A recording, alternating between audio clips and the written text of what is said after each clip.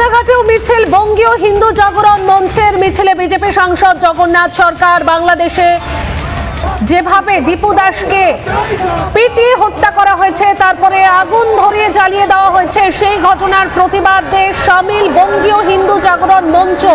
আর সেই প্রতিবাদে সামিল হয়েছেন বিজেপি সাংসদ জগন্নাথ সরকার। রানাঘাটে মিছিল, আমরা সেই ছবি এই মুহূর্তে আপনাদের সামনে দেখাচ্ছি, যেখানে একদম এই ঘটনার জবাব দিন মোহাম্মদ ইউনূস, সেই স্লোগান যেমন উঠছে, তারই পাশাপাশি প্রতিবাদ জানানো হচ্ছে।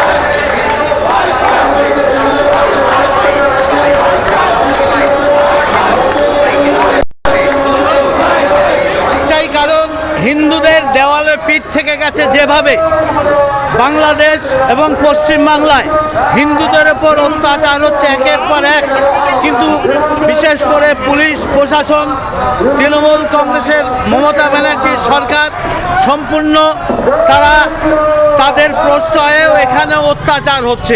তাই হিন্দুরা নিরুপায় হয়ে রাস্তায় নেমে দখলের জন্য যেভাবে তারা অনুপ্রবেশ ঘটিয়ে আর এখানকার সরকারের মদতে তাদের নাগরিকত্ব দিয়ে ভোটাধিকার দিয়ে তাদের সপক্ষে এসআইয়ের বিরোধিতা হচ্ছে, এর হাত থেকে বাঁচাতে গেলে আমাদের সক্রিয় হতে হবে, সমস্ত হিন্দু সমাজকে পথে নামতে হবে, আন্দোলনের পথে যেতে হবে, নচেত আগামী দিন আমাদের এই বাংলা আর বাংলা থাকবে না।